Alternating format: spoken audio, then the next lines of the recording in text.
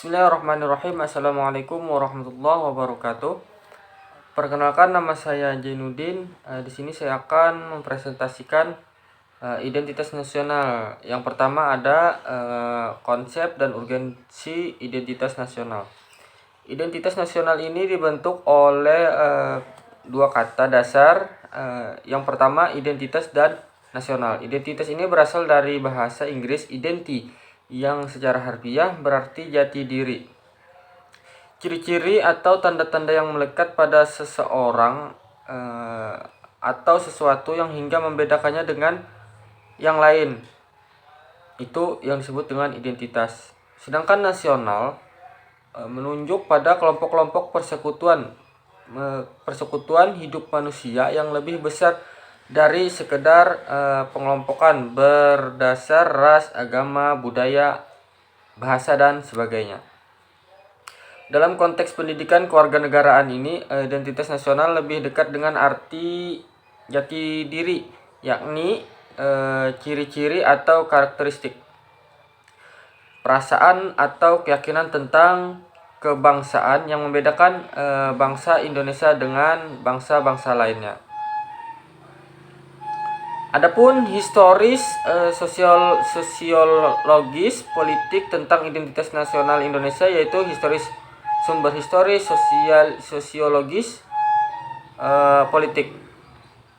Yang pertama secara historis. Secara historis ini khususnya pada tahap embrionik, identitasnya nasional Indonesia ditandai ketika munculnya kesadaran rakyat Indonesia sebagai bangsa yang sedang dijajah oleh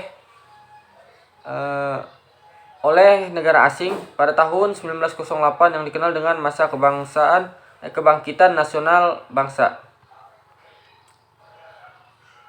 Kesadaran ini juga muncul karena pengaruh dari hasil pendidikan yang diterima dari dampak politik etis atau ethics politik.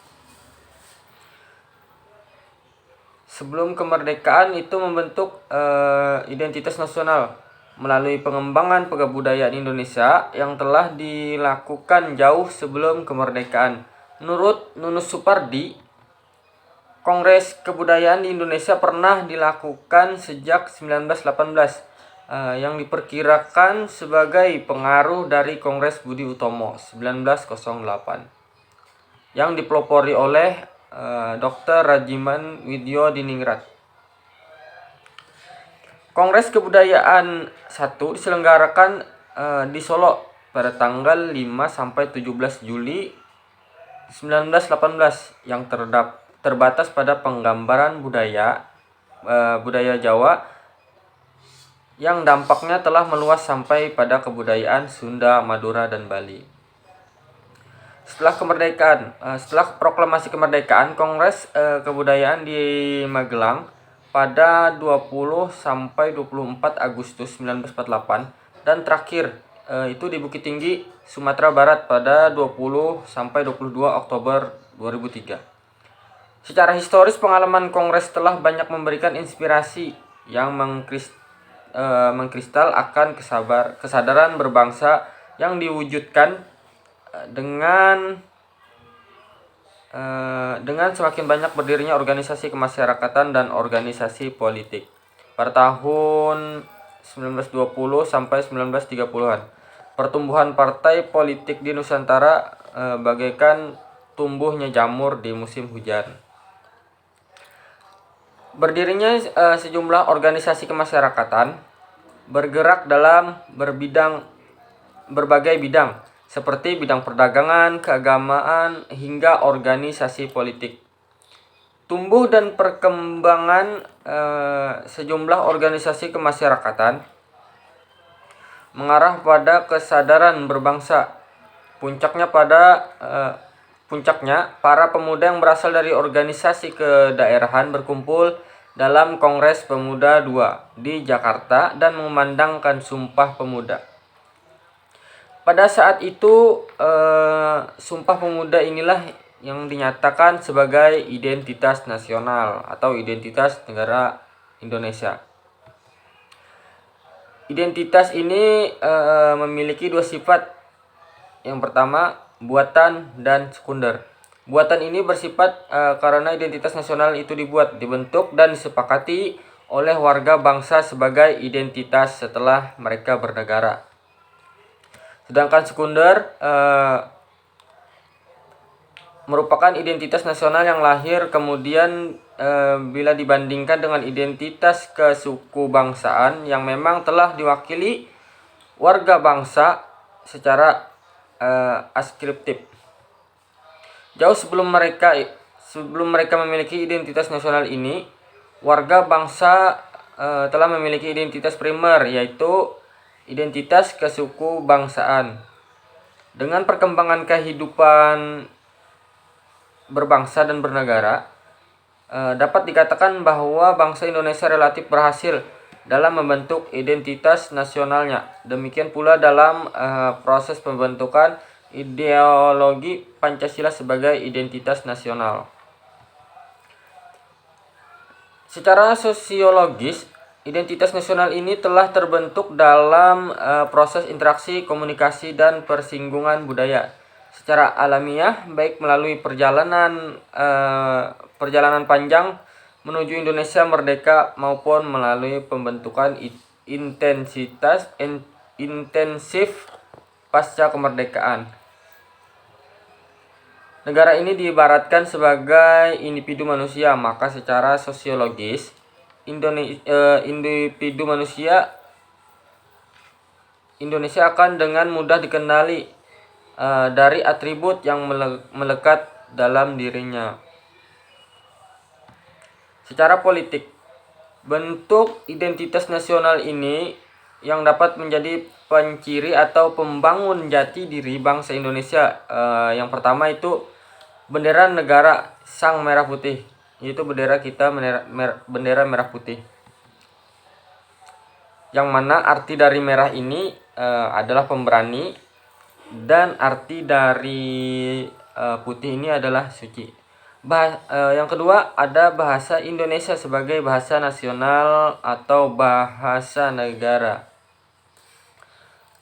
Biasa juga bahasa Indonesia ini disebut dengan bahasa pemersatu bangsa. Yang ketiga, lambang negara Garuda Pancasila. Dan yang keempat, lagu kebangsaan Indonesia Raya. Adapun bentuk-bentuk identitas nasional yang telah diatur dalam peraturan perundang-undangan, baik dalam Undang-Undang Nomor 24 Tahun 2009 tentang bendera, bahasa, dan lambang negara serta lagu kebangsaan. Dasar pertimbangan tentang bendera, bahasa, dan lambang negara serta lagu kebangsaan Indonesia diatur dalam undang-undang karena yang pertama, bendera, bahasa, dan lambang negara itu merupakan lagu kebangsaan Indonesia, merupakan sarana pemersatu identitas dan wujud eksistensi bangsa yang menjadi simbol kedaulatan dan kehormatan negara sebagaimana diamanatkan dalam Undang-Undang Negara Republik Indonesia tahun 1945. Yang kedua, bahwa bendera, bahasa, dan lambang negara serta lagu kebangsaan Indonesia itu merupakan manifestasi kebudayaan yang berakar pada sejumlah perjuangan bangsa, kesatuan dalam keragaman budaya, dan kesamaan dalam mewujudkan cita-cita bangsa dan NKRI.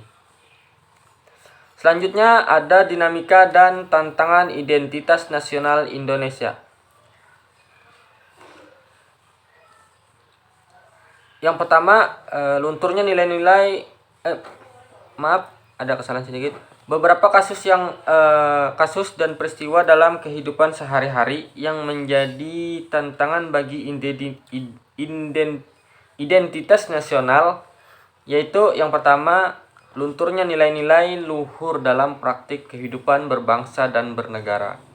Yang kedua, Pancasila belum menjadi sikap dan perilaku sehari-hari, baik itu perilaku jalan pintas, tindakan serba instan, menyontek, plagiat, tidak disiplin, tidak jujur, malas, kebiasaan merokok di tempat umum, buang sampah sembarangan, dan lain-lain. Yang ketiga, ada rasa nasionalisme dan patriotisme yang luntur. dan lebih bangga menggunakan bendera asing daripada bendera merah putih, lebih bangga menggunakan bahasa asing daripada menggunakan bahasa Indonesia.